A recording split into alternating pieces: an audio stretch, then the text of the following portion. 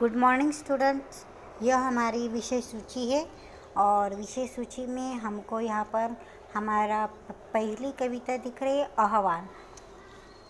यह कविता है मैथिली शरण गुप्त इनकी और न्यू पेज पर इसका पेज नंबर है 9। हमारा मेरा बचपन मेरी शैतानियाँ और सफलता की त्रिवेणी 7 नंबर का। यह 2 लेसन हमने पढ़े हैं और आज हम पढ़ेंगे हमारी आह्वान यह कविता। आह्वान यह कविता कठोपनिषद जो हमारे उपनिषद है 4 उनमें से लिया गया है। उत्तिष्ठत जागृत प्राप्य वराणि बोधात, यह संस्कृत बोधवाक्य है। तो उत्तिष्ठ अर्थात जागो, जागृत उत्तिष्ठ होता है जो उठो, जागृत अर्थात जागो और वराणि मतलब श्रेष्ठतम प्राप्य प्राप्त करो। उच्च श्रेष्ठ ऐसा पद आपको प्राप्त करने का है। यह आह्वान यह कविता हमें दे रही है। सीधी सी बात यह है कि भाग्य के भरोसे हमें बैठने का नहीं, तो हमें कर्म पर भरोसा रखने का है। भाग्य के भरोसे बैठकर कुछ भी हासिल होने वाला नहीं है। दूसरों पे अवलंबित रहकर खुद का जीवन निर्भर करना यह बहुत ही दुर्भर बात होती है। तो खुद स्वावलंबी जिस तरह हमने पढ़ा है 5th स्टैंडर्ड में, उस तरह खुद को स्वावलंबन बनाने का है। दूसरों पर अवलंबित खुद को नहीं रखने का है और आगे बढ़ने का है। यह इस कविता में पढ़ाया गया है। बैठे हुए हो व्यर्थ क्यों, बेकार में तुम क्यों बैठे हो, आगे बढ़ो ऊंचे चढ़ो। आगे बढ़ना है आपको और ऊंचा चढ़ना है। आपके जो आपने लक्ष्य तय किया है उस लक्ष्य की ओर बढ़ना है और वह लक्ष्य हासिल करने का है। हे भाग्य की क्या भावना, भाग्य की क्या कल्पना है, यह किसी को पता नहीं। भाग्य में क्या लिखा है यह किसी को पता नहीं, लेकिन कर्म हमें क्या करना है और उस दृष्टि से हमें किस तरह आगे बढ़ने का है यह तो हमें पता है। इसलिए हे भाग्य की क्या भावना, अब पाठ पौरुष का पढ़ो। मतलब मेहनत का तुम हार्ड वर्क के साथ साथ स्मार्ट वर्क करना चालू करो और मेहनत का पाठ आपको हमेशा पढ़ने का है। हे सामने का ग्रास भी मुख में स्वयं जाता नहीं। आगे आपके सामने खाने की थाली रखी हुई है, लेकिन जब तक वो थाली में से आप निवाला उठाएंगे नहीं और मुंह में डालेंगे नहीं, तब तक आपका पेट नहीं भरने वाला। सिर्फ उस थाली को देखकर पेट नहीं भरने वाला। उसी तरह आप बड़े बड़े ख्वाब दिन में देखते होगे, आप मैं ऐसा करूँगा, मैं वैसा करूँगा, मैं ये बनूँगी, मुझे ये बनने का है। इस तरह बैठकर सिर्फ ख्वाब देखने से आपके ख्वाब पूरे होने वाले नहीं हैं। उसके लिए आपको पाठ पौरुष का पढ़ना है, मतलब मेहनत का पाठ पढ़ने का है। ध्यान उद्यम का तुम्हें तो कभी आता नहीं। उद्यम मतलब उद्योग का, कार्य का, कर्म का, काम का।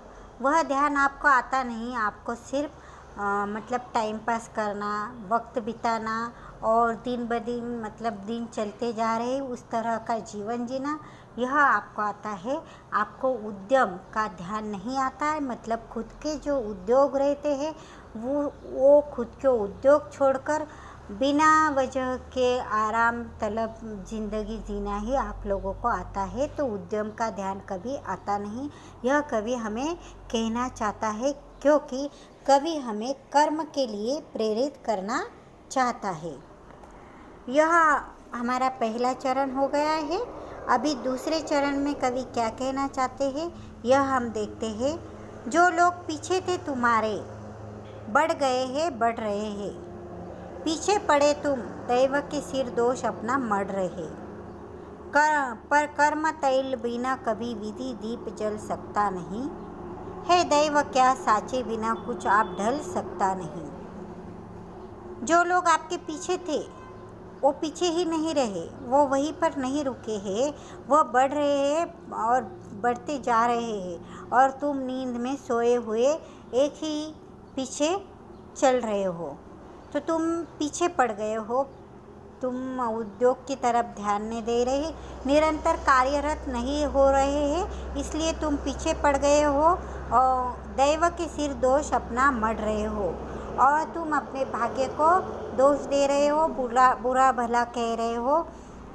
दैव के सिर मतलब यह मेरे भाग्य में नहीं था, यह अपना नसीब नहीं था। इस तरह तुम अपने कर्म के पीछे मतलब कर्म ना करने पर तुम उसे छिपा रहे हो, अपने कर्म से दूर भाग रहे हो और खुद के दोष तुम दैव पर नसीब पर डाल रहे हो। पर कर्म तेल बिना कभी विधि दीप जल सकता नहीं है, दैव क्या साचे बिना कुछ आप ढल सकता नहीं। कर्म तेल बिना कोई कार्य के बिना कोई भी मतलब कार्य सफल नहीं होता। कोई भी चीज़ कोई भी अगर हमने तय किया हो वह उसे कार्य का जोड़ देना ज़रूरी होता है। और कर्म तेल बिना कोई भी विधि दीप जल सकता नहीं। हमारे जो प्रॉब्लम्स होते हैं वह दूर नहीं हो सकते है, दैव क्या साचे बिना कुछ आप ढल सकता नहीं। तो दैव क्या है?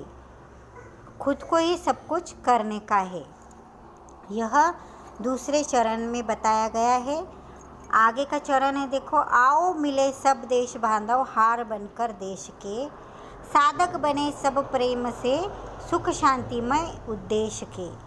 क्या सांप्रदायिक भेद से है ऐक्य मिट सकता अहो, बनती नहीं क्या एक माला विविध सुमनों की कहो। यह कविता है मैथिली शरण गुप्त इनकी आह्वान, यह कविता है हमारी। और इस कविता के बाद यह जो ये आपको शब्दार्थ दिख रहे हैं, यह शब्दार्थ आपको आपकी नोटबुक में लिखने के हैं। व्यर्थ का अर्थ होता है बेकार, भावना, इच्छा, कामना, पौरुष, मेहनत, पाठ पढ़ना मतलब आचरण करना, व्यवहार में लाना, उद्यम, मेहनत, परिश्रम, दोष मढ़ना, खुद की जिम्मेदारी दूसरों पर डालना, जिम्मेदार ठहराना। कर्म तेल कर्म रूपी तेल, विधि दीप भाग्य रूपी दीपक, दैव भाग्य विधाता, साचा मूर्ति बनाने का साचा आकार होता है वो। देश बांधव मतलब देश के नागरिक, भाई बहन, ऐक्य एकता विविध अनेक प्रकार थे। तो यह जो तीसरा स्टांजा है यहाँ पर हमारे देश की एकता, देश प्रेम हमको दिखाई देगा। तो हमें इस देश में सबको एक साथ लेकर समानता दिखाकर हर एक को इस देश का हार बनकर मतलब देश में खुशहाली हमको लाने की है। देश के साधक मतलब देश के हम श्रमिक बनकर, देश के पुजारी बनकर, देश के साधक बनकर हमें अपनी देश की सेवा करने की है। प्रेम से सुख शांतिमय उद्देश्य के साथ हमें हमारे देश बांधवों के साथ रहने का है। क्या सांप्रदायिक भेद से है ऐक्य मिट सकता हो। सांप्रदायिक भेद मतलब जाति भेद, ऊंच नीच, छोटा बड़ा, अमीर गरीब, इस प्रकार के भेद के कारण विविधता आ जाती है। तो वो विविधता छोड़कर हमें एकता निर्माण करने की है, ऐक्य निर्माण करने का है। बनती नहीं क्या एक माला विविध सुमनों की कहो।